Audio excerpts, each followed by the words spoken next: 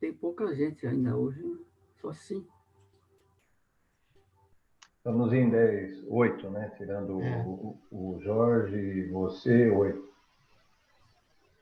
E minha internet hoje está bem ruim, porque a gente está com a chuva aqui em Belo Horizonte, então custei entrar. Tomara que consiga ficar até o final. Vai. Tomara que sim, tomara que sim. Quem faz a prece, então, de abertura? Vamos lá, gente. Edson, uma indicação? Já que a Lali foi a última a falar, a Lali. Oba! A mineira, né? Você torce pro Atlético ou pro Cruzeiro, Lali? Eu sou cruzeirense. Meu pai. Eu também era. Aí, Fê. eu morei em BH há 4 anos. Então você não votou no Calil? Eu não voto em Belo Horizonte, eu voto em Sabará. Então tá bom. Ele é Atlético, né? Não, mas teria votado nele. Ele tem feito uma boa administração Eu aqui. vi uma entrevista dele hoje, eu achei fantástico ele falando, viu? Não, quem viu o Calil há 4 anos atrás dando entrevista e vê agora, acha que são 2 pessoas completamente diferentes, né? Eu falo que hoje ele é educado, comedido. Antes ele falava de um jeito todo bruto, né? E aí falamos que o media training funcionou para ele e ele está de parabéns, porque agora ele está bem controlado. Mas é isso aí, gente. Mas vamos lá para orar. Então. Iniciar aí. Vamos fechar os olhos, elevar os nossos pensamentos.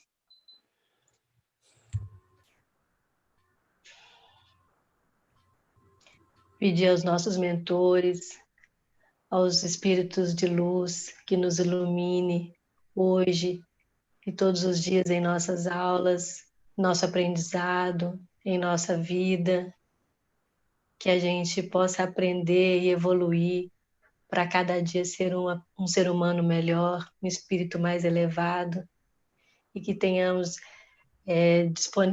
disposição para estarmos atentos hoje, para aprendermos o máximo possível.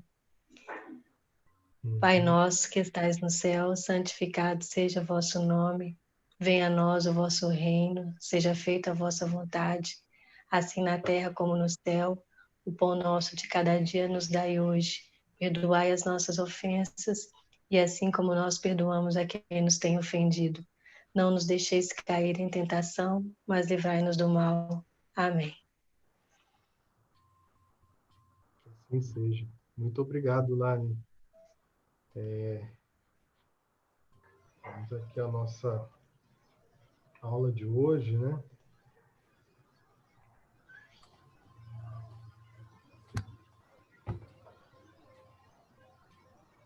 Oba. Só um momentinho aqui que eu...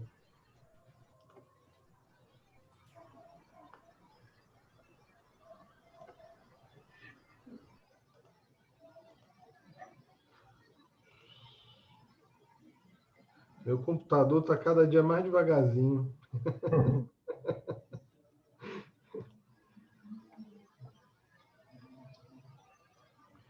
Agora foi.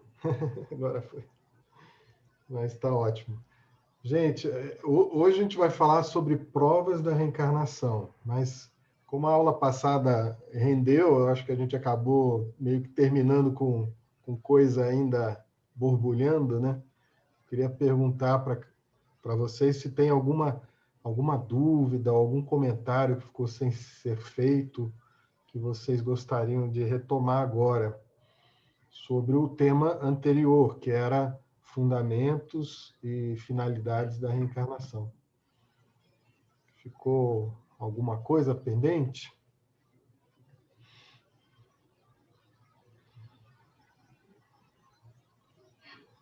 Não? Pelo silêncio, estou entendendo que não. Então, tá bom. Mas se apareceu, se alguém recordar ou lembrar de alguma questão, não se acanhe, pode trazer, tá bom? A ideia aqui é que a gente tem esse espaço mesmo de esclarecimento e de troca, né? Então, na aula passada, a gente falou de fundamentos e finalidade da reencarnação, e, de certa maneira, ali tinha um olhar filosófico, né, para o tema da reencarnação. Então, filosoficamente, como é que se justifica a reencarnação, né? E a gente viu que tem muito a ver com a justiça de Deus, né? Se a gente entende que nós estamos progredindo o caminho da felicidade, entender que em uma vida só isso é impossível, né, de se alcançar. E aí essa, vamos dizer, misericórdia divina, né, de nos proporcionar diversas oportunidades, de modo que a gente possa ir avançando gradualmente, né, que é o razoável, né? É o mesmo que pedir para uma criança, né, que entre numa escola e que um dia saia doutor, né? Não tem criança que consegue fazer isso, né? Passa-se anos, né? Vários dias, várias séries, né? Até que você alcance, né, um grau profissional ou acadêmico, né? Então, assim também é com o espírito, né? E hoje a gente vai falar das provas de reencarnação, já olhando um pouquinho mais para as questões da ciência, e se a gente tiver tempo também um pouquinho para a Bíblia, né? Não, na verdade, aí mais o Novo Testamento, os Evangelhos dizem a respeito. Na aula passada, a gente terminou com uma pergunta assim, qual o impacto de se acreditar na reencarnação na nossa vida, né? E eu acho que vocês trouxeram algumas colocações, mas a gente já quase não fechou. Me lembro que o Gilberto trouxe, né, a questão do acreditar, né, no ponto de, se eu me lembrei bem, de um ponto de vista intelectual, né, mas também tem essa questão do que a gente faz com isso, né? Como é que muda a nossa forma de ser no mundo, né? E a reencarnação, para mim, é uma forma de olhar para a vida que tem grandes repercussões, né? Pode ser até que uma pessoa não acredite em nada e seja boa, ótimo, né? Bom para ela, né? Ela tem aquilo intuitivamente dentro dela, já é uma aquisição moral que ela fez, né? Mas a forma da gente ver a vida deveria ter uma coerência com a nossa forma de se comportar, né, no mundo, né?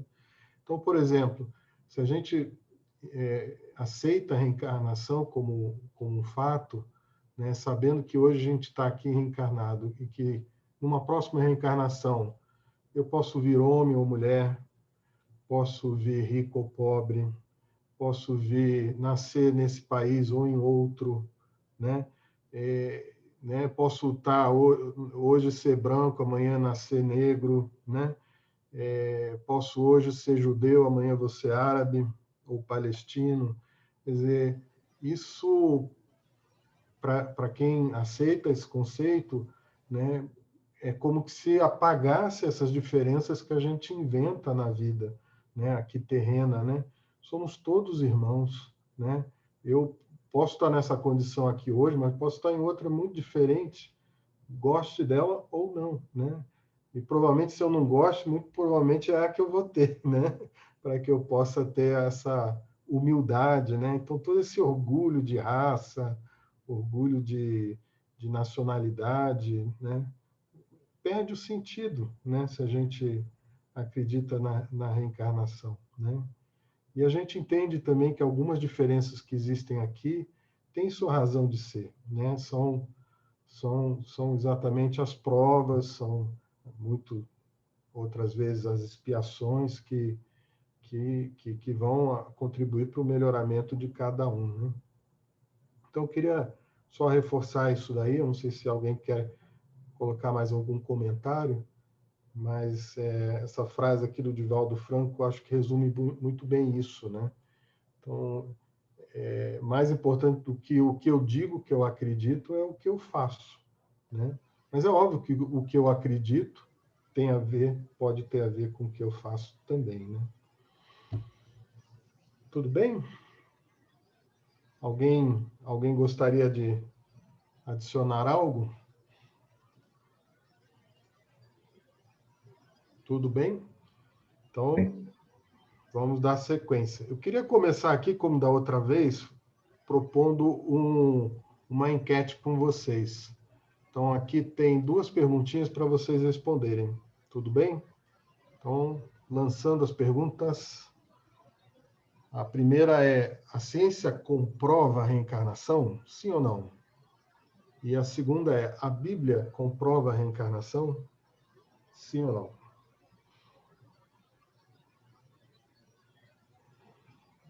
não? Já temos uma resposta. Difícil essa resposta, hein, Jorge? Essa, complicado. Nunca tinha pensado nisso, não. Mas é para esquentar, gente. Depois a gente aprofunda cada uma delas. Perfeito. A gente já tem 4 respostas. Nós estamos em 1, 2, 3, 4, 5, 6. Nós estamos em 9. Estamos em 9, né? Com a gente, 9. 9. Acho que já tem 7 respostas. Alguém está faltando? Todo mundo que quis responder, respondeu. Então, dou-lhe uma. Vamos encerrar aqui e a gente já mostra. Opa, aí estão as respostas, gente. Então, um pouquinho mais da metade acredita que a ciência comprova a reencarnação, um pouquinho menos da metade disse que não. Então, quem gostaria de falar pelo sim?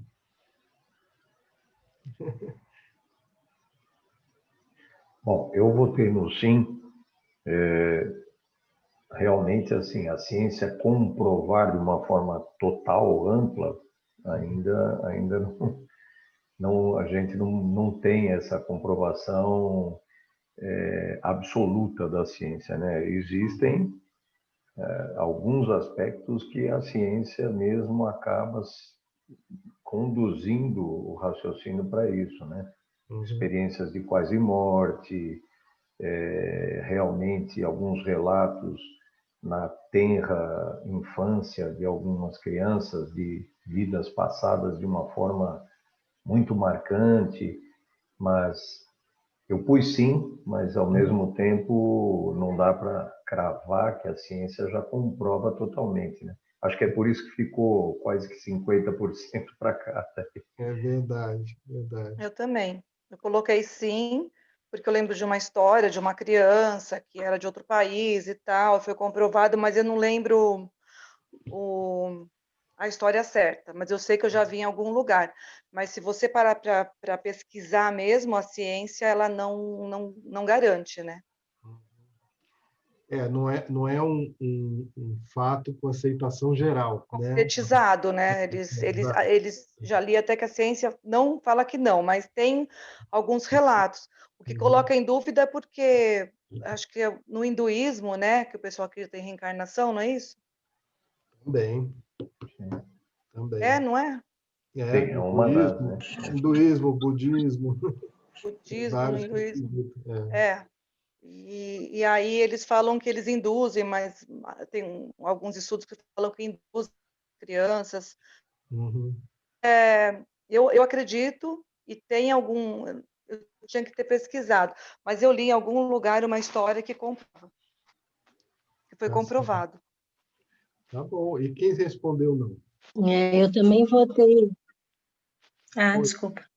Oi, Lali. Não, você respondeu sim também? Eu respondi sim, e porque assim, a ciência, ela não é uma unanimidade em todos os temas, né? Então, assim, existem estudos que mostram isso, mas ainda tem, acho que ainda tem muito ainda a se confirmar, mas eu acho que, assim, no meu entendimento, o que hoje já tem de estudo, né, para mim, já fica um entendimento de que a ciência mas como se trata de um tema muito polêmico, né, precisa-se de mais comprovações na história do São Tomé, né, ver para crer, né? Acho que para outras pessoas talvez seja necessário. Para mim, eu já entendo como suficiente. É verdade. E Lali, tem aqueles que vendo também não creem, né?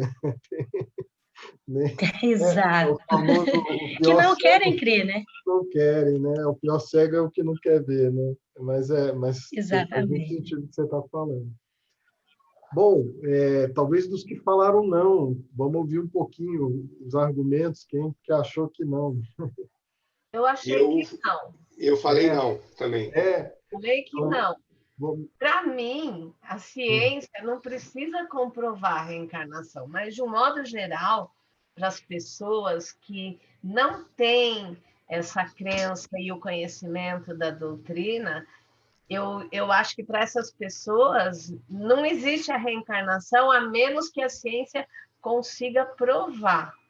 Porque não existiria tanta polêmica, né, a respeito disso, que as pessoas não acreditam, se a ciência já tivesse comprovado por A mais B. Ela não comprovou ainda. Eu penso dessa forma. É interessante, né? O que é a ciência comprovar, que é uma coisa que a gente Então, pode conversar também. É verdade, verdade. Mas bem para colocado. mim não precisa mais nada, mas para as pessoas em geral, eu acho que ainda não está comprovada mesmo. É isso. E, Fernando? Então, para mim, eu quando lendo a pergunta, Jorge, a ciência comprova a reencarnação, vem na minha cabeça que a ciência comprova que a água entra em ebulição a determinada pressão atmosférica a 100 graus centígrados, né? Isso é comprovado. E eu desconheço e dou a mão à palmatória se houver alguma comprovação de algum cientista que comprovou a reencarnação. Embora a gente saiba que muito cientista fala da reencarnação com toda a segurança, né? Acho que o próprio Einstein é um que aceita a reencarnação. Falou um pouco sobre reencarnação, né?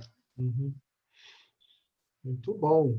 E aí esse é o caso da ciência, né? Mas aqui foi unânime, né? A Bíblia comprova a reencarnação, gente.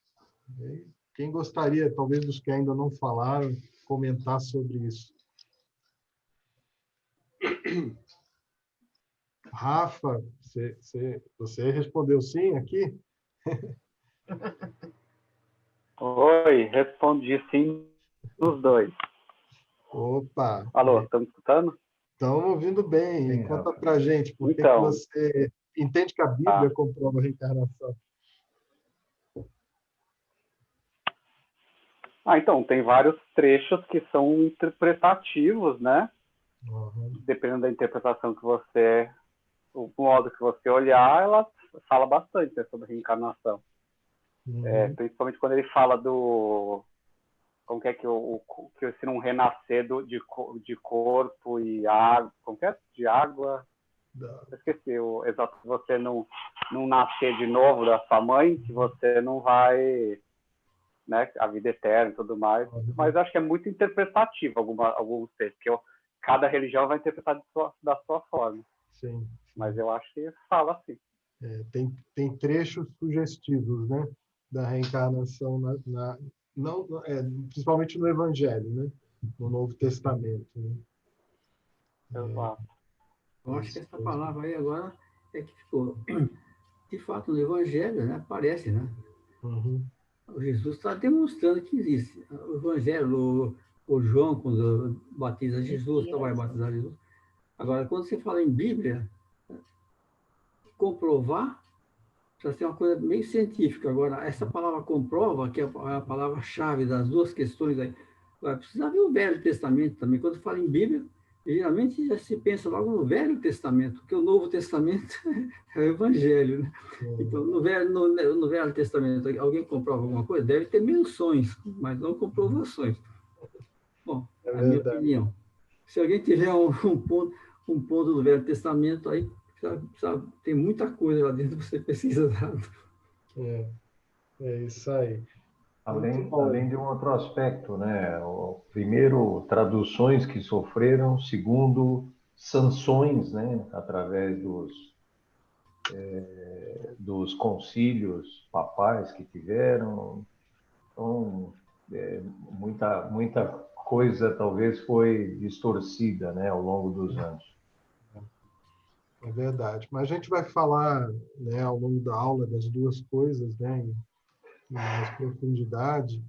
E aí, dando um passo à frente, né, o convite agora, depois de a gente ter conversado sobre essas duas coisas, é em duplas, né? A gente ainda está com o mesmo número ou chegou mais gente? Não? Ah, teve a Jussara, né? Chegou. Chegou a Jussara Tibes. Tá bom. Então, eu acho que a gente consegue fazer 2 duplas e um trio, né? Ou 4 duplas se o Edson entrar. Eu acho que você podia fazer ou 4 duplas ou uma coisa acho, bem dinâmica, 2 de 4, eu entro. Aí dá 8. Eu acho que é isso. Então, aqui tem, na verdade, são 5 perguntas, a gente trabalha 4, a quinta a gente faz juntos depois, mas a sala 1 fica com a pergunta: quais são os argumentos contra a reencarnação? Né? Assim, para a gente, a partir da onde a gente precisa argumentar. Né? A sala 2 é como é que as recordações espontâneas em crianças comprovam a reencarnação. Sala 3, como é que a regressão de memória comprova a reencarnação. E no outro lado. E aí, assim, a Bíblia defende a reencarnação como? Né? Então, explorar um pouquinho mais essas passagens. E depois a gente fala sobre os primeiros cristãos juntos, tá bom? Então, Você pode pôr no chat as perguntas? Eu vou botar no chat. Então, vamos ter 4 grupos. Eu vou colocar aqui no chat. Acho que da outra vez alguém teve dificuldade com o chat. Né? Então, no meu celular não aparece. Então, eu vou passar no nosso WhatsApp também, tá bom? Tá. E aí, vamos às nossas... Nossa, é muito botão aqui para apertar. Aqui. Vamos fazer 4 salas. E vamos criar mais uma aqui. Vamos tirar o Marco e eu. E aí vamos passar o Fernando para cá.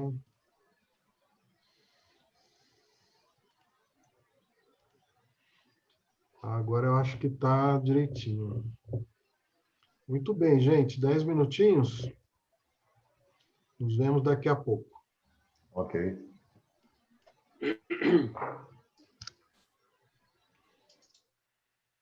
Então é só apertar o join. Ó, voltei a gravar, hein, gente? Tá gravando aqui. Por quê? Não estava? Não, quando vocês vão nas salas, a gente interrompe para não ficar um intervalo muito grande, né? Não ficar no vácuo. Exatamente. Mas, olha, o Edson e o Rafa vão brindar a gente com os argumentos contra a reencarnação, gente. E vocês nem sabem o que aconteceu, porque até caiu a ligação deles no meio do caminho. É uma conversa pesada essa, né? Caiu a ligação. Mas vamos lá, a dupla da sala 1. Ô, Rafa, manda bala. Tá bom. Falou tão bem. Apesar dos percalços, né, que eu travou aqui o Zoom, enfim. Bom, o que nós dissemos, acho que nós concordamos, é que quem não quer acreditar sempre vai ter um argumento contra a reencarnação ou contra qualquer fenômeno espiritual, né?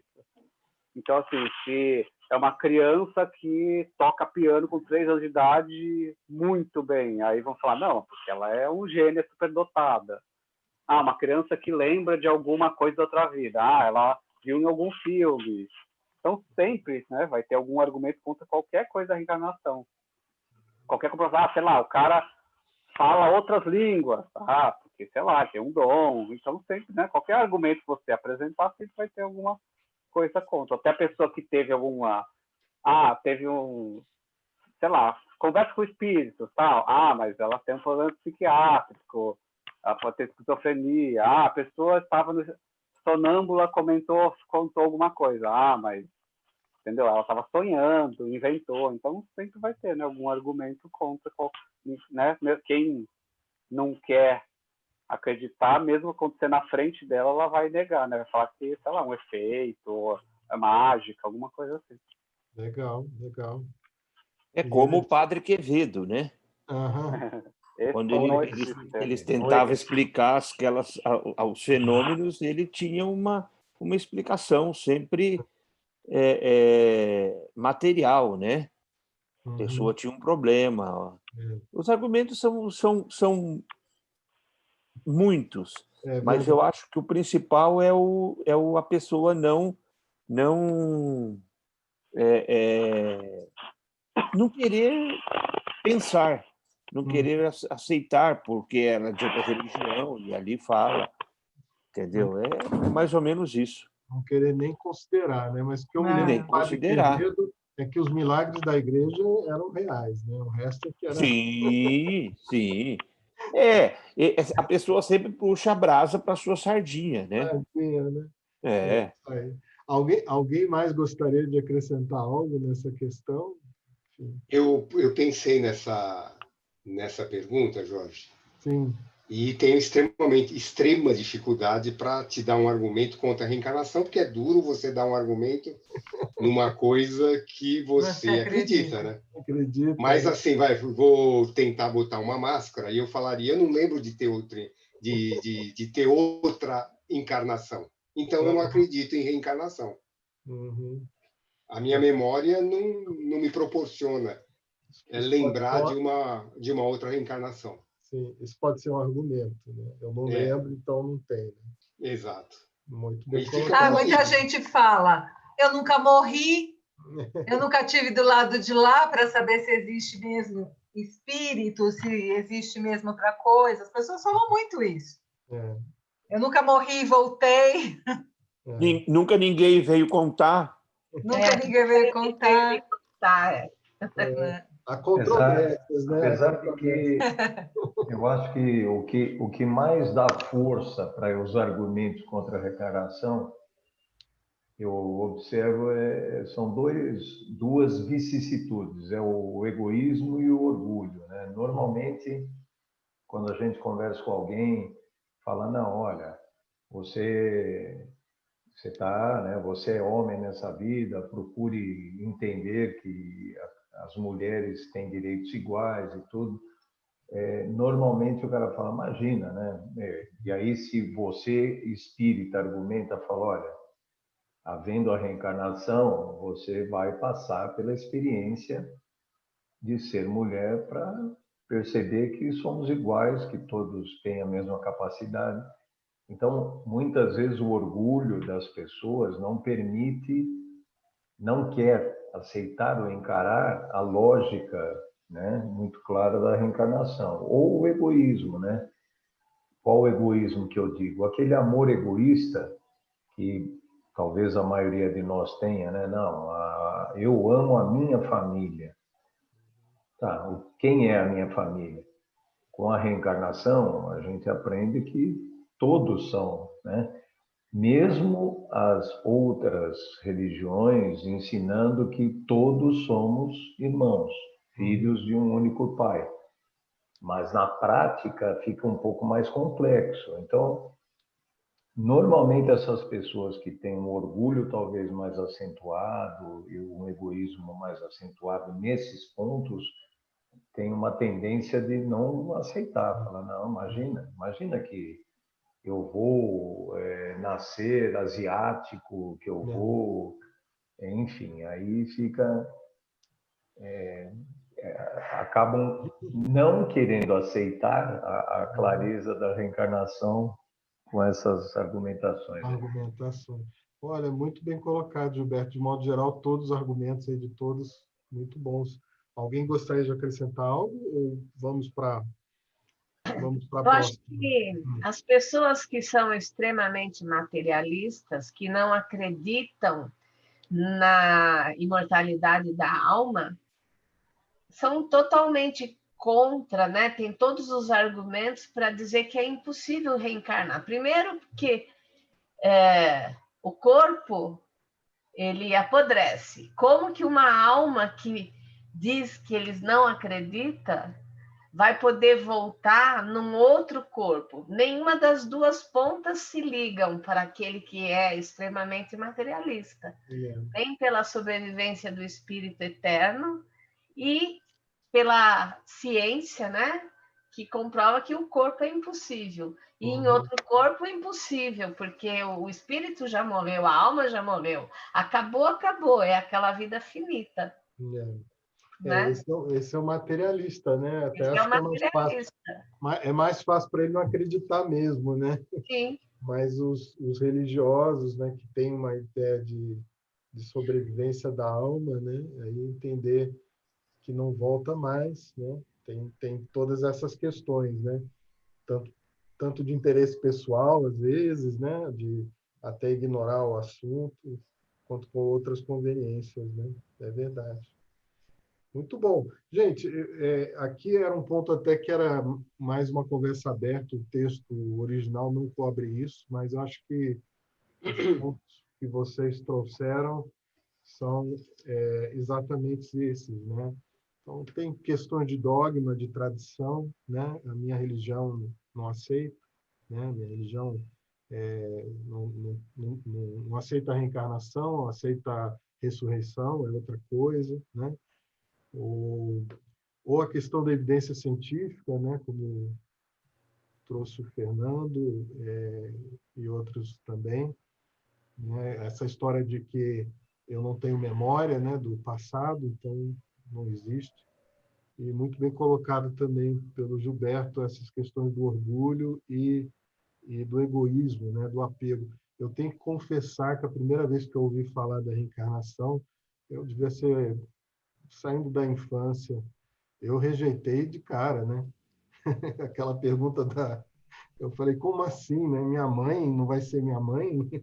Meu pai não vai ser meu pai, né? Assim como é o apego que a gente tem, né? Aquilo e depois com o tempo que você vai entendendo, olha, você não vai deixar de estar próximo dos que você ama, né? A sua família não é só a família carnal, é uma família espiritual, né? E quem se ama sempre vai estar junto, né? De alguma forma vai estar próximo, né? Mas é isso. Mas o fato é, como vocês bem colocaram, embora a ciência como um todo, todos os cientistas, né, não necessariamente aceitem isso, há muita gente dentro da ciência e usando o método científico estudando esse tema, né? E aí, né, que eles falam, né, há várias formas de a gente evidenciar vamos dizer, a reencarnação, né? Que é basicamente tendo acesso a memórias antigas ou a informações de vidas antigas, né? E como é que você faz isso? Né? Nas crianças, através das ideias inatas, né? Muitas vezes na criança ou principalmente no adulto, né? Lembrança de existências pretéritas, né? Nas comunicações mediúnicas, por exemplo, o Kardec, né, ele recebeu a informação que ele era Allan Kardec numa comunicação mediúnica, né? Que ele era o Leon, né, Rivail, né, o Polite, sei lá o que mais, Denizar, mas ele recebeu essa informação que numa encarnação na Gália, né, ele foi um druida, chamado Allan Kardec, né? Então é uma forma de você receber. E outros meios de comunicação com o mundo espiritual. Então, a ideia, então, agora a gente explorar um pouquinho isso, né? E uma das evidências mais poderosas são essas recordações espontâneas que crianças têm, né? E aí a dupla do Fernando e da Jussara Mairo, o que vocês podem nos falar sobre isso? Posso falar, Fernando? Você fala? Você fala? Está sem som. Eu estou sem som? Fernando. Eu estou sem som. Ah, tá. Pode começar, Jussara, não tem problema, não. Então, acho que a gente conversou e esse assunto não tem não dá para ser muito extenso. A conclusão é a seguinte: a criança, ela até uns, acho que 5, 6 anos, ela tem um pé lá, outro cá, né? Então, ela tem uma espiritualidade mais aberta. E isso leva a criança a ter lembranças. As lembranças estão mais presentes, né? E aí, quando a gente fala, por o que o Rafael falou, e o Fernando também, como que você vai falar que uma criança provar reencarnação? Por um dom dessa criança, assim, muito exacerbado. Porque, por mais alto que seja o QI da criança, como assim é um gênio de tocar um instrumento aos 3 anos, de falar outra língua, de ser um gênio em matemática aos 4 anos de idade? Então, é nesse sentido que a gente acha que com a criança é mais fácil provar a reencarnação. Eu falei para o Fernando que o adulto, quando vai falar em reencarnação de adulto, eu acho que é mais difícil, porque aí entra a psicologia, né? Que fala que o cérebro do adulto ele pode trazer memórias de alguma coisa que ele leu, de algum filme que ele viu, de algum livro, e daí isso daí pode ser um pouco fantasioso para o adulto. Então, para a criança, provar pela criança é mais fácil a reencarnação. Mas eu acredito total que qualquer um pode ter um insight a qualquer momento e lembrar, ou ter o privilégio de ver um pouco da sua vida passada. Pode falar, Fernando. Então, eu acho que existem, né, Jorge, até relatos de crianças que tinham memórias de outras reencarnações e foram atrás de ver se o que ele estava contando era verídico, e isso foi comprovado, né? Sim, acho que isso é fato, né? Há muitos casos catalogados, inclusive, né? Em várias partes do mundo. A gente vai mencionar um pouquinho aqui alguns desses estudiosos, mas até antes da gente passar por esse material, se alguém quiser acrescentar algo nisso, também, mas a gente pode olhar aqui.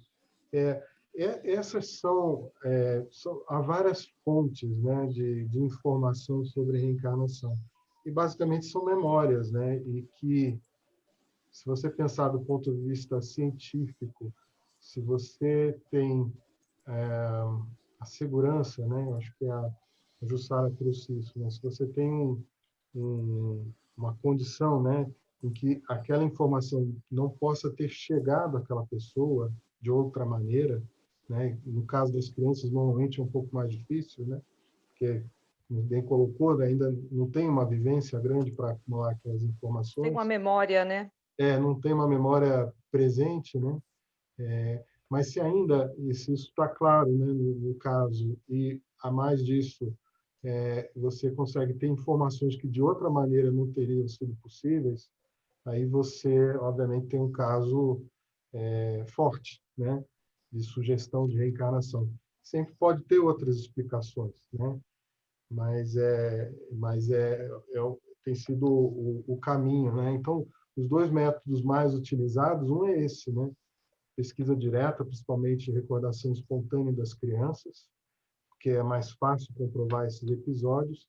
E aí você tem na Índia o Banerjee, né, que é um estudioso que coletava esses casos, e nos Estados Unidos tem o Ian Stevenson, né, também bastante famoso. A outra forma que a gente vai explorar depois é essa indireta, né, que é quando você usa a regressão de memória, né, fins terapêuticos, né, e também foi um americano que foi pioneiro dessas técnicas aí nos anos 60, que é esse Dr. Morris Netherton, né? Mas, só para você ter uma ideia, esse é o pessoal que está aí, né? O Ian Stevenson, que já desencarnou. O Hernani Andrade foi um grande estudioso brasileiro, né? Espírita, né? Ele olhou vários aspectos aí científicos, né? do fenômeno mediúnico. O Banerjee também, pelo jeito foi o que desencarnou mais cedo, aí, né, em 85. E esse Morris aí é o que veio mais recente, aí, até 2012. Né? E agora, é interessante, porque esse Ian Stevenson escreveu vários livros, e muitos deles traduzidos para o português, né? Então, o livro dele mais conhecido é esse primeiro aqui, ó, 20 casos, e é chamado assim, 20 casos sugestivos da reencarnação. Olha lá o Marco Antônio mostrando. Essa aí é uma outra edição, né? Mas 20 casos sugestivos da reencarnação, que é uma obra-prima fantástica, né? Esse livro foi editado há mais de 50 anos, essa edição aqui. Na década de 60, né? E o Hernani, 2 cientistas trabalhando nessa obra aqui. Tem 500 folhas, 500 páginas esse livro aqui. 20 casos sugestivos de reencarnação. Essa é uma obra pesquisa científica. Agora, é uma obra, não é uma situação assim, de âmbito que matou o problema da reencarnação cientificamente. Apenas um caso pesquisado por 2 cientistas. Está aqui o livro. Ele chama de sugestivo porque, na verdade, você tem outras explicações, mas o entendimento dele, esse é o estudo dele, é que a melhor explicação é a reencarnação, né, de todas as possíveis. E ele detalha isso com muita profundidade, se cerca de todos os cuidados, né? Então, imagina, ele deve ter visto milhares de casos, ele trouxe 20, né, para ser conversado. O Divaldo, numa das palestras dele, conta um caso muito interessante, que é de uma menina suíça, né? A menina devia ter lá os seus 3 aninhos, alguma coisa, não sei. E a história que ele conta é que essa criança está com a mãe está dando banho nela, e não sei o que a criança faz de errado, e a mãe, né, dá um tapa, um beliscão na criança, né? E a criança, a partir daquilo ali, começa a falar coisas assim que ninguém entende, né? E a mãe não entende, parece assim um monte de palavras desconexa, né? E aí fica falando assim, né? E a mãe vai até se acostumando, né? Minha filha agora está falando desse jeito, né? Deixou de falar lá o francês, sei lá o que ela falava na Suíça, e estava falando, né, um linguajar tudo diferente. Aí diz que ela, durante uma compras que foi fazer na cidade, né, a criança está lá falando daquele jeito esquisito, né, e eles esbarram num homem no meio da rua, e a mãe pede desculpa e tal, olha, minha filha está falando essas coisas, não sei, coisa com coisa. E aí o homem fala assim, não, mas eu entendo o que a sua filha está falando. Aí ele fala assim, como assim? Ela está falando chinês. Mas como é que o senhor sabe que ela está falando chinês? Aí o homem fala para ela, olha para mim, senhora. E mostra os olhos dele puxadinhos, né? Ele era chinês. Estou vendo na tela. Então, esse é o fenômeno de xenoglossia, né? Mas, de certa maneira, ela tinha, naquele choque que ela teve traumático com a mãe, ela foi acessar uma outra memória. Ela quis articular alguma coisa para a mãe, e a linguagem que ela melhor articulava era o chinês da outra encarnação, né? Então, ela estava ali falando chinês correntemente, né? Com 2, 3 anos, né? Nunca teve exposição a essa língua antes. Então, são casos assim que são relatados e esse pessoal estuda, né? Marco ia falar alguma coisa. Eu estou vendo aqui na tela que agora eu estava com aquela pergunta do Jorge em cima da... O Jorge tinha colocado aqui na tela o livro do Stevenson, né? E os 3 casos aqui, eu fui buscar o mesmo, mas não tinha visto que o Jorge já tinha colocado dele aqui na tela. Uma edição mais nova, né, Jorge? Foi mais antiga que a minha. Não, são várias edições, né? Mas, olha, o Stevenson é da Universidade de Virgínia, da Escola de Medicina, né? Então, não é um estudioso qualquer, é um cara que dedicou a vida a isso, e ele formou uma divisão de estudos de percepção, né? E aí tem os caras mais novos, esse pessoal continua pesquisando isso, tá? Então, não parou nele, não, continua, né? Então, você imagina, né? É um centro científico, né? Que está olhando essas questões. O Hernani, isso aqui é uma relação que o Hernani Guimarães Andrade fez num livro que ele chamou Você e Reencarnação, e aqui ele mostra, né, várias fontes cientificamente exploradas para comprovar a reencarnação, né? Então, começa com recordações espontâneas nas crianças, depois em adultos, e assim por diante. E aqui uma frase também de um livro traduzido do Banerjee, em que ele fala assim, ó, em 25 anos de pesquisas, né, me convenceram que há muitas pessoas nos Estados Unidos e no mundo, em outras partes do mundo, dotadas de memórias diferentes, o que não se pode obter por vias normais, né? Se chama de memória extracerebral, porque, na verdade, quando você se recorda de uma vida passada, não é uma memória que está no teu cérebro atual, porque esse cérebro atual aqui só gravou coisas desta vida, né? Então, o que você está acessando é uma memória extracerebral, é a memória que está no espírito, né? Então, as afirmações de sujeitos de possuírem lembranças de vidas anteriores parecem ser independentes do cérebro, que é o nosso principal repositório de memória. Então, é fato científico que ninguém é capaz de lembrar o que não aprendeu anteriormente. Então, se eu estou lembrando, é meu, né? Mesmo que não seja desse cérebro, né? Esse é o que ele traz nesse livro. E essa é a parte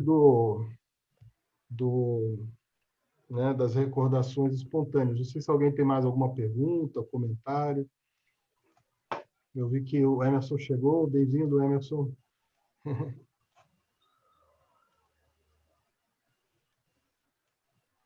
Então, a Clarissa também. Bem-vinda, Clarissa. Obrigada. Então, tá bom. Estamos falando aqui das provas da reencarnação. Sim, acompanhei uma parte aí bem interessante. Desculpa o tempo estar atrasada.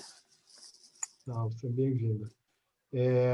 Bom, se não tem pergunta sobre essa parte, vamos à pergunta seguinte, né? A regressão de memória, né? Como é que ela comprova a reencarnação? E aí temos a Fátima e a Lali.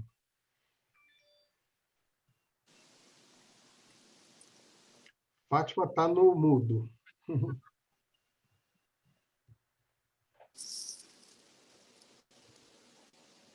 Pronto. No começo do nosso bate-papo, a gente estava querendo interpretar essa regressão de memória como sendo uma lembrança provocada por indução. E aí lembramos o caso de médicos e psicólogos que fazem isso para auxiliar em tratamentos, né? De pessoas que têm problemas, um trauma, e que as pessoas contam, chegam a sentir, inclusive, dor, né? E tem toda a reação de tudo o que elas viveram em vidas anteriores, né? E eu até assisti há muito tempo atrás um filme, Minha Vida Noutra Vida, acho que muitos de vocês devem ter assistido, né? Sim, sim. E conta a história de uma mulher aí, tudo que ela viveu em outro lugar, em outras vidas, ela fazia desenhos da cidade, tudo que ela passou. Então, a regressão de memória é uma indução, né, de você contar essas outras vidas, essas outras experiências que você teve. Sabe? Acrescenta alguma coisa? Acrescento. A gente não chegou a conversar isso no grupo, mas eu estava pensando, né, sobre a constelação familiar, né, que hoje é muito praticada, e ela faz uma certa regressão, né? Ela faz uma regressão de outras vidas para identificar traumas que a gente tem hoje, né? Eu não cheguei a comentar com a Fátima, lembrei isso depois, quando eu vi, porque a gente ficou muito ateve ao texto, né, Fátima? E, na verdade, vendo as respostas dos outros grupos, eu vi que era uma extrapolação, né? Uhum. E aí me veio à mente essa questão aí da constelação familiar, que trabalha essa questão, né? E geralmente, né, a questão da regressão, ela está muito relacionada à cura de traumas, né? De traumas, de fobias, né? Uhum. E engraçado, né, ser usado para essas finalidades somente, na maioria das vezes, pelo menos eu não conheço outro motivo para fazer regressão, a não ser esse. A regressão é uma técnica, né, que pode ser por hipnose, pode ser por um estado alterado de consciência. Agora, a terapia de vidas passadas é o uso dessa técnica terapeuticamente, né? Da mesma maneira que um psicólogo vai perguntar da tua infância, né, tentando entender por que você é do jeito que é hoje, né, como foi a relação com os pais, esse tipo de coisa. Na verdade, se a gente, né, como espírita, entende que vivemos mais vezes e que muitas vezes os efeitos de hoje são causas anteriores, né, é quase como se a gente estendesse terapeuticamente esse período, né? Então, se eu estou vivendo algo hoje que não tem a ver com essa vida, né, em que momento nas minhas vidas passadas aquele trauma, aquela coisa se configurou? A gente ainda vai falar, né, em aulas futuras sobre a conveniência ou não de olhar para o passado, mas só adiantando, né, o que se diz, né, está no Livro dos Espíritos, é que por curiosidade, obviamente, não é nunca sugerido uma pesquisa, né, nesse nosso passado, né? Mas eventualmente por questões terapêuticas isso pode ser uma ajuda, né, um recurso. Que algumas pessoas têm traumas muito grandes, né? Acho que naquele estudo do Minhas Vidas, do Brian Weiss, né? O Brian que ela Weiss tinha problemas seríssimos, a menina, né? E aí conseguiu. Eu também já tinha lido um outro livro a respeito, quando era bem mais jovem também. São pessoas que têm traumas, tipo, múltiplas personalidades, inclusive, né? De tantas memórias que vão tendo. E aí gera problemas no dia a dia, né? Então acabaram sem querer, ou sei lá o quê, descobrindo conexões, né? De traumas passados. Exatamente. E o Brian Weiss já é um discípulo desse Morris aí, né, Neanderthal, que a gente comentou, né, como sendo pioneiro nessa técnica, né. Existem outros psicólogos, né, acho que é o Stanislav Grof, que também usa, mas aí ele já usa recursos químicos, né, drogas, esse tipo de coisa para esse tipo de acesso de memória também, né? Mas é outra forma de acessar memórias passadas. Posso falar? Claro. Mas esse acesso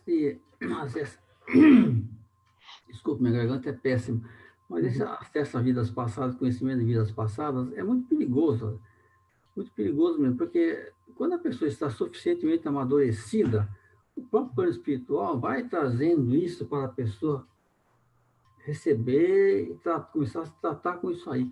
Então, vai buscar lá no passado nosso, que não pode ser trazido num certo momento na cabeça da gente, se não estivermos amadurecidos para isso.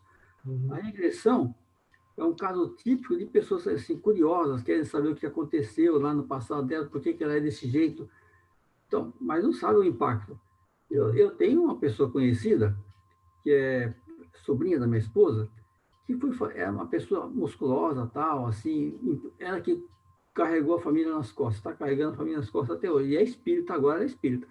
Mas ela, há muitos anos atrás, quis fazer uma regressão de idade, porque ela não se casou, não, mas não se casou e estava carregando. Ela foi a líder da família, na verdade, empresária e tudo mais.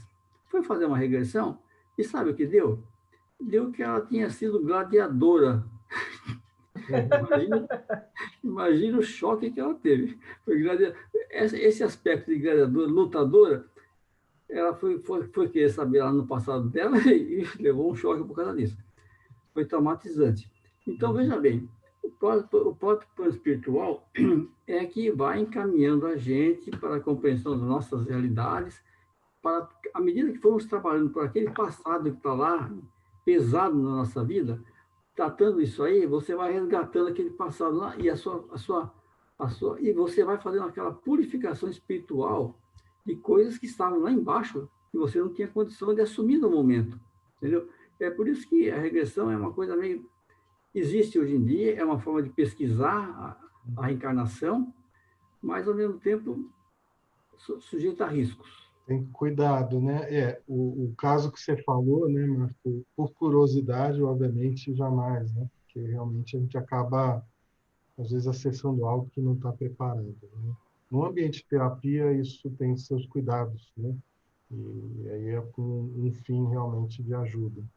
Mas é como também os espíritos fazem, né? Vocês, por acaso, acham que a gente desencarna e já lembra de tudo?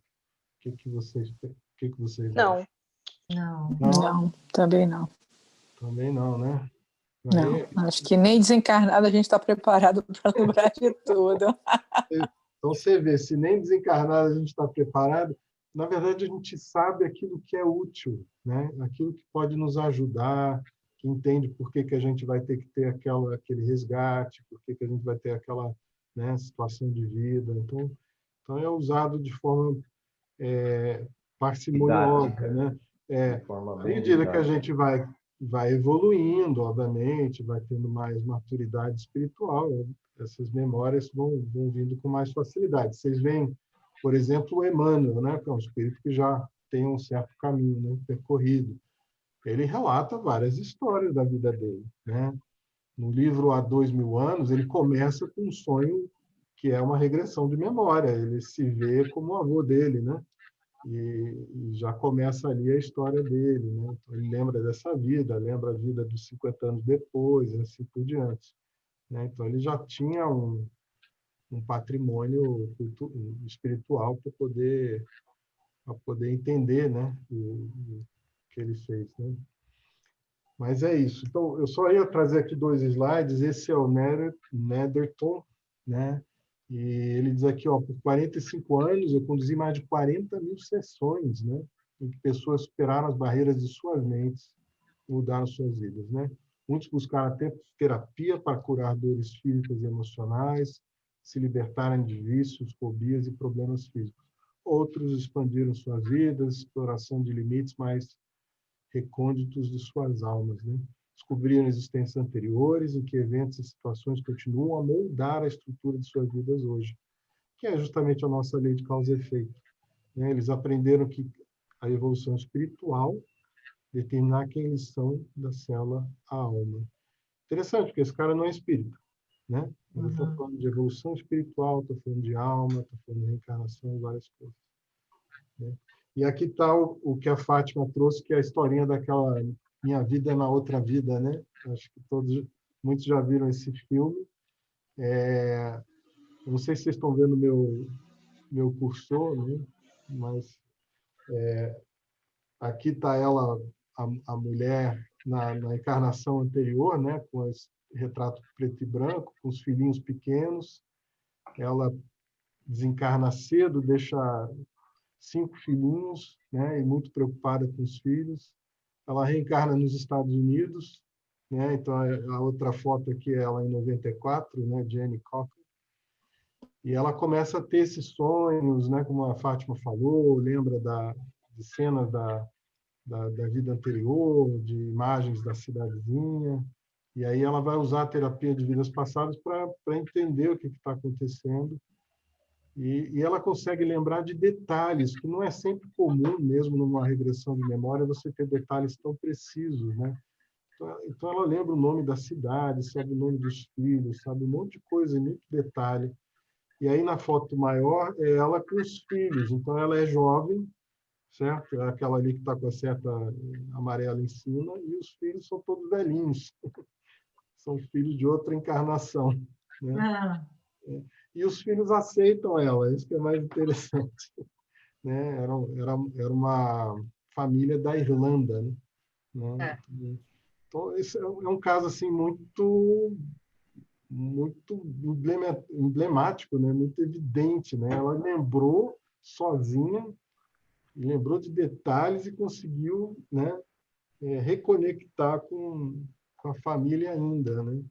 Então, é um caso bem evidente, né? Bem interessante, eu acho. Esse filme aí tá disponível. Maravilhoso. Hein? É maravilhoso. É maravilhoso, né?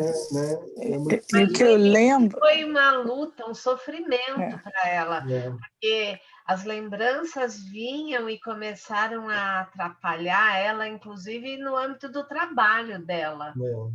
Tão Ela forte que perdeu era, o né? foco no trabalho, porque as lembranças eram muito intensas. É maravilhoso. Eu não sei o filme até quanto que é em relação ao livro, né?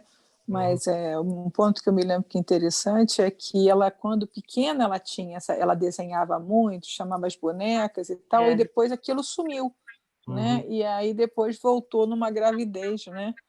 Ela teve é claro que os filmes acabam adequando algumas coisas, mas como é interessante é que realmente quando a gente é pequeno, né, dizem que é mais comum as lembranças, e depois você tem aquela fase do esquecer, né, do esquecimento, e alguma coisa meio que, acho que você tinha comentado, né, tem coisas que fazem você ter aquela retomada, conexão, né? É isso. A maternidade, né, que no caso foi a maternidade, que era o trauma, né? O trauma dela é ter deixado as 5 crianças, né, sozinhas. Exatamente. Mas é muito, muito curioso isso, né? Bem diferente. Bom, pessoal, disso daqui mais alguma pergunta, comentário? Posso, eu, Rafa? Oi, Rafa. Seguinte, vou tentar resumir. Mas sempre no meio espírita, eu sempre ouvi falar, toma cuidado, não faz regressão, porque se você não lembra, tem algum motivo, às vezes você não está preparado, né? Esse negócio de curiosidade. Aí eu li um livro, vários, desse mesmo autor. Um dos livros é Muitas Vidas, Muitos Mestres. É um psiquiatra americano. Brian Weiss. Então, e aí ele comenta que ele tem uma secretária, tal, e aí ele está fazendo a regressão com ela, a regressão normal, e não consegue curar os traumas dela, e de repente ele começa a falar, vai até onde vai ter o trauma, e ela começa a ir para outras vidas, e começa a relatar, e aí os traumas começam a melhorar, e entre, às vezes, uma vida e outra, ele começa a ter informações de outros espíritos, né? Espíritos que vêm ajudar ele e tudo mais. Mas o que eu achei interessante é o seguinte, que de todos esses livros, tudo que ele sempre comenta, é que mesmo a pessoa tendo feito coisas ruins numa das suas vidas, quando ela está nesse intervalo entre vidas, ela tipo faz um resumo, entende que ela fez mal, por que ela fez mal, que ela tem que melhorar. E de todos os relatos dele, nunca ele teve alguém que voltou traumatizado, teve problemas, como se todas as pessoas aceitassem, entendessem, entendeu? Diferente do que eu escutei, né, assim, mais próximo, que assim, tem que tomar cuidado, que a pessoa pode ficar traumatizada, pode estar preparado, se o psicólogo não souber ou o psiquiatra não souber como lidar, é muito pior. Então eu fiquei meio assim, mas ele nunca relata um problema, sempre as pessoas nesses intervalos elas entendiam o que ela tinha, sempre melhorava, eu fiquei assim, com isso na cabeça. Rafa, eu acho... sabe o que eu penso disso? Que por mais que tenha um acompanhamento psicológico, psiquiátrico, a permissão vem do alto. Também ia comentar a mesma coisa, eu também acho que não há casos, né? E no caso do Brian Weiss, né? Como você mesmo comentou, a regressão para trás veio por acaso, né? Aqueles acasos que não tem por acaso, e aí acabou que o próprio Brian Weiss começou a estudar mais, né? E até mesmo ser orientado, talvez, que eu sempre acredito que pelos bons espíritos, né? Para a morte. É claro que a gente comentou a parte de curiosidade, pura e simplesmente, eu acho que há riscos mesmo, mas a gente vê muitos relatos de coisas que acabam chegando, né? As informações chegam até um bom médico, alguma coisa assim. Então, eu concordo com essa colocação também. Eu acho que esse é o ponto. Por curiosidade, de fato, não se recomenda, né? Mas num setting terapêutico, e também já li bastante sobre isso, você lembra o que é necessário, o que é útil, né? Então, e de fato, acho que como o Rafa trouxe, também não tenho conhecimento, pelo que eu já li, de que haja traumas por estar numa terapia de vidas passadas, né? Mas, assim, você vai para um negócio desse porque realmente você tem um problema muito grande. Não, sério, né? Alguma coisa é sério. Né? Sério. Tá bom? É verdade.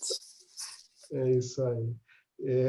A gente vai voltar a esse tema da memória, ainda nesse bloco de reencarnação. Então, a gente vai voltar a esse tema especificamente, né?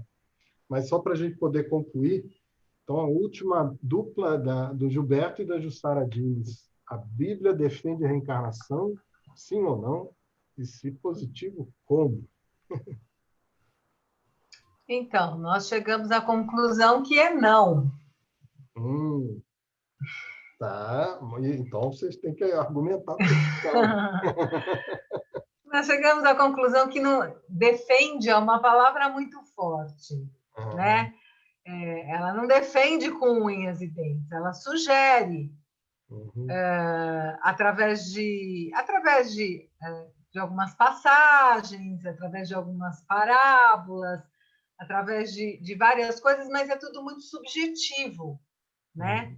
Então, assim, você é sugerido e você, quem está ali lendo, quem está ali entrando em contato com aquilo, entende, né? Aquela história de bom entendedor, meia palavra basta, né? Você entende que eles estão falando da reencarnação, mas não chega a ser a defesa da reencarnação, na nossa opinião. Mas no Antigo Testamento não tinha comentários sobre... no Antigo Testamento não tem menções de falando que fulano, que na vida que já tinha sido cicrano.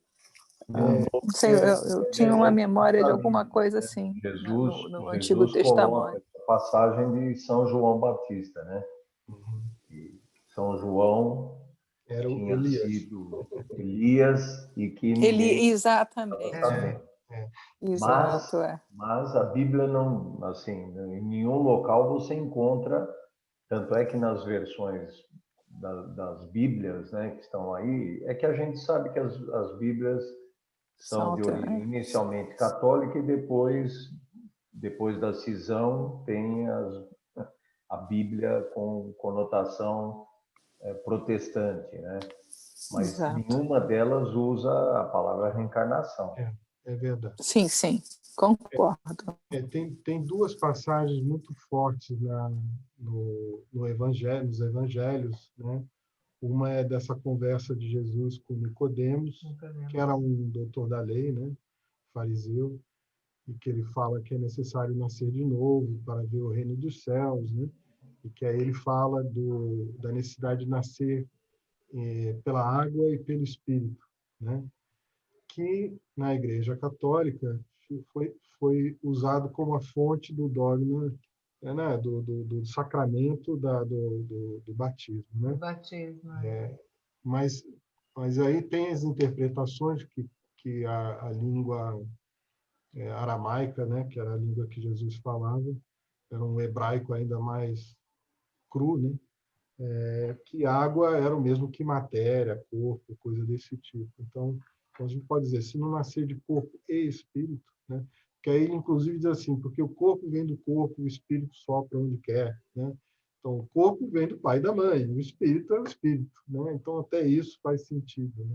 Essa é uma primeira passagem. A outra, que o Gilberto mencionou, é quando Jesus pergunta para os discípulos, né? Que dizem que eu sou, né?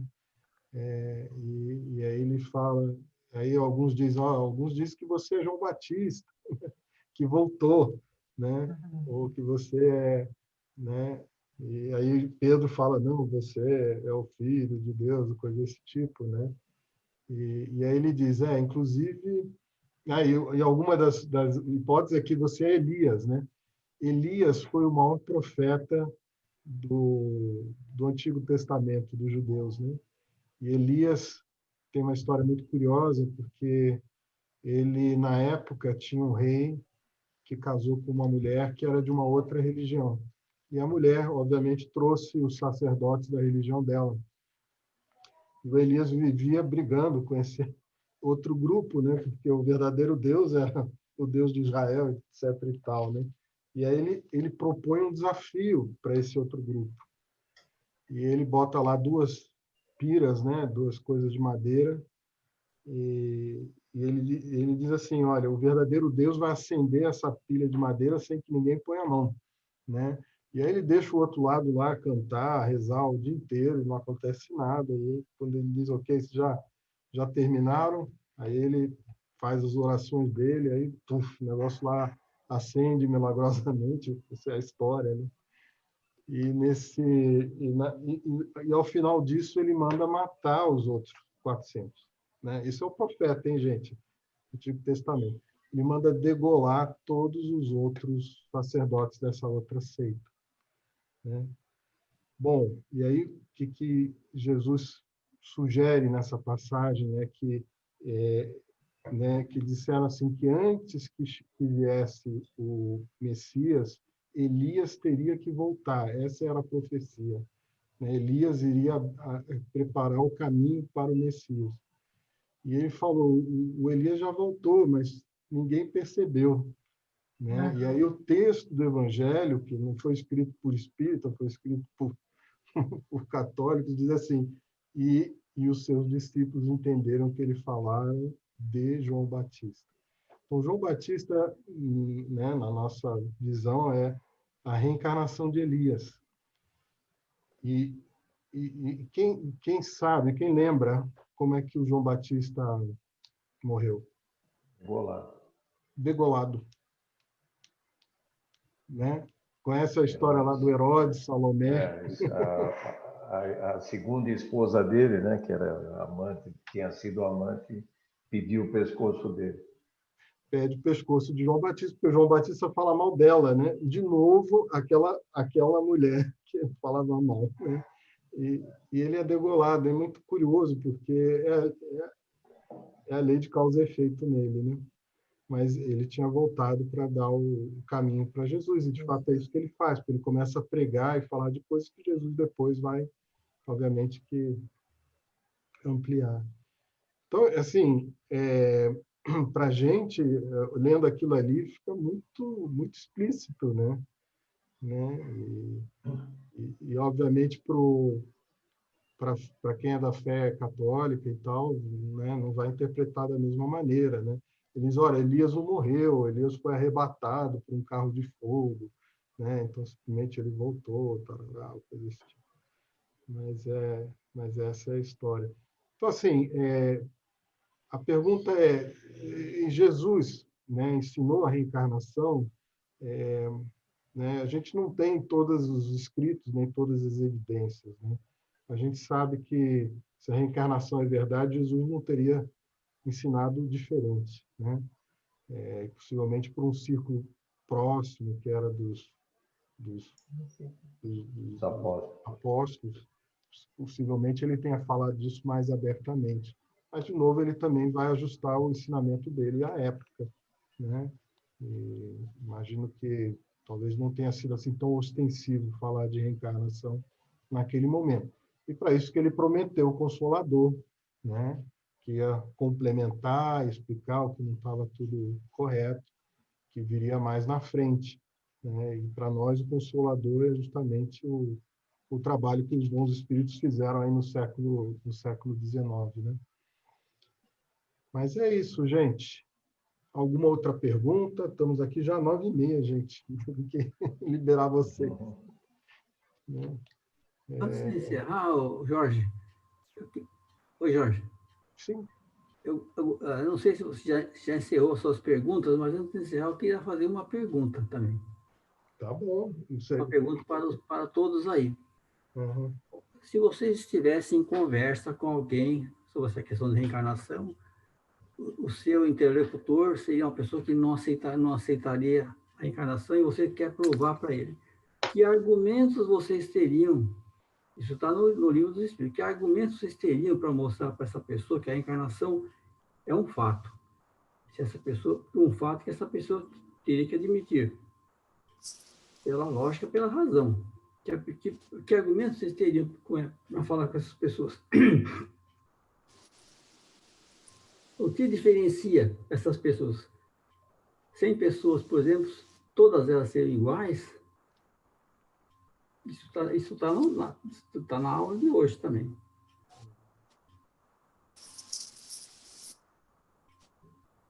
Que pessoas, Marcos, você está falando?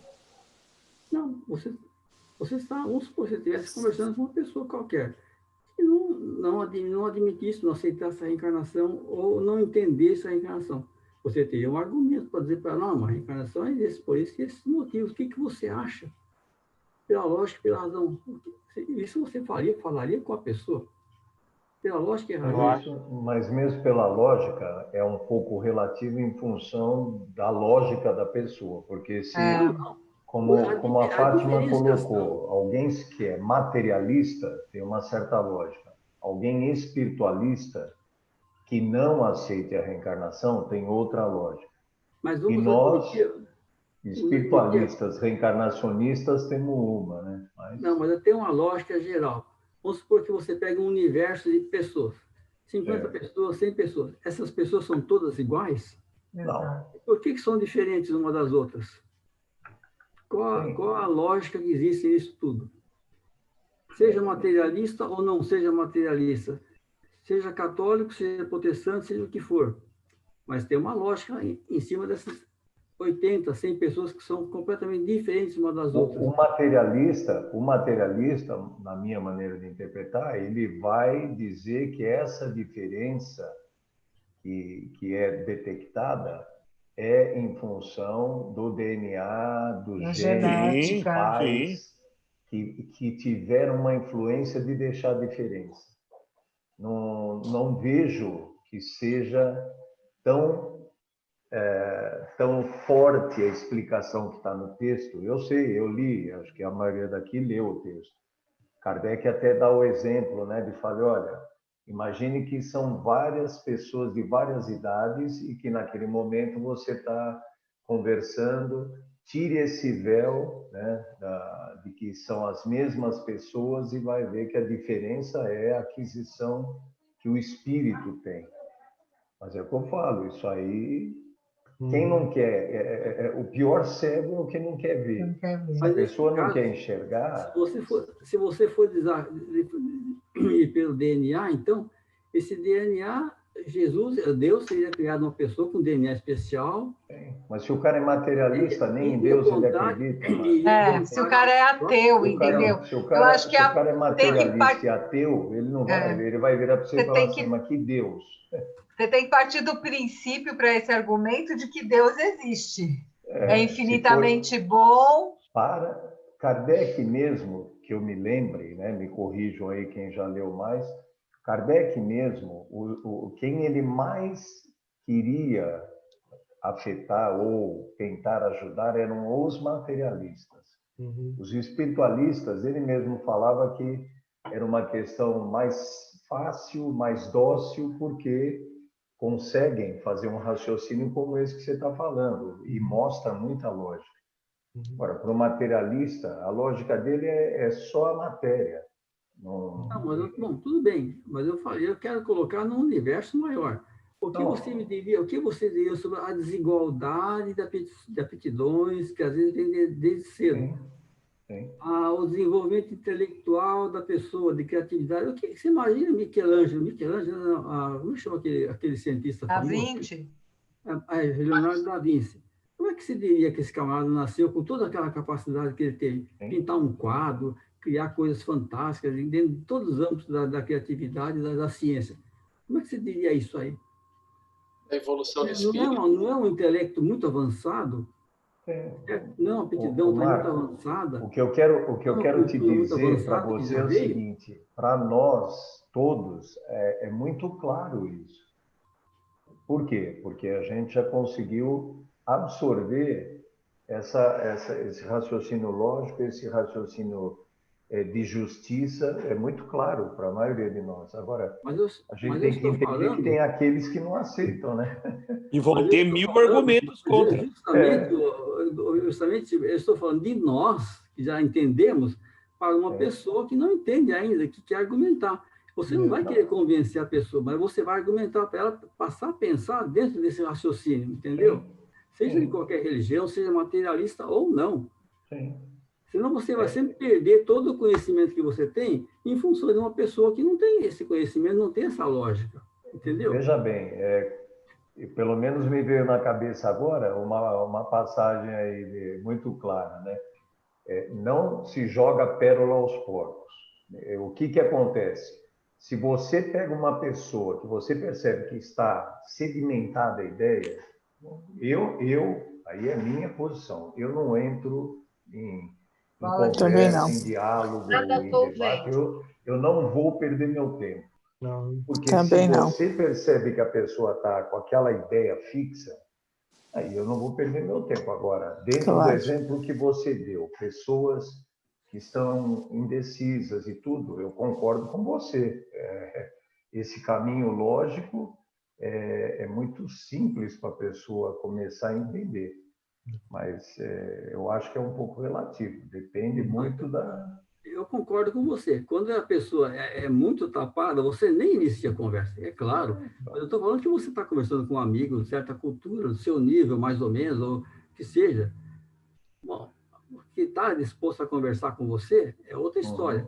Agora, uma pessoa desse tipo, assim, que você falou, nem se abre a conversa, é perda de tempo. Concordo plenamente. Não. Dialogar como você está dizendo é bom e importante para todos nós. Todos nós estamos aqui, inclusive, estudando e tudo. Cada um de nós tem uma heterogeneidade justamente para a gente desenvolver esse conhecimento. Até aí, total razão eu te dou. Mas é isso, gente. Tem pessoas que não querem ser convencidas. Exato. Eu já usei todos esses argumentos aqui em casa com meu marido. Faz vocês se 40? Vocês estão numa aula, estão conhecendo a coisa a fundo, se preparem. Aí a melhor situação... Também. A melhor situação, e a Fátima e todo mundo deve fazer, é não entrar em debate e exemplificar. O que mais marca é o exemplo. Não é querer dialogar, não é querer convencer. Jesus não ficava debatendo com os outros. Ele exemplificava, ele vivia. Agora, aí vem a outra pergunta, é fácil? Lógico que não. Você não vai convencer uma pessoa de uma hora para outra. Não é através de um argumento assim que você vai convencer. Mas você não pode deixar de passar essas razões para a pessoa. Depois ela vai sair pensando com isso aí. Isso vai se resolver ao longo do tempo. Pelo menos ela vai começar a sair pensando. A melhor forma... 40 anos com a Fátima. Eu tenho um exemplo na minha casa. Meu pai com a minha mãe. Meu pai passou a vida inteira não aceitando, não negando, e daí minha mãe seguiu o caminho, passou para nós o que ela sabia, e nem tinha situação de dialogar. Eu tenho os pacientes, viu, Gil? Eu tenho os pacientes que, se eu começar a falar, eles nunca mais aparecem. E eu não quero perder, então eu não falo nada.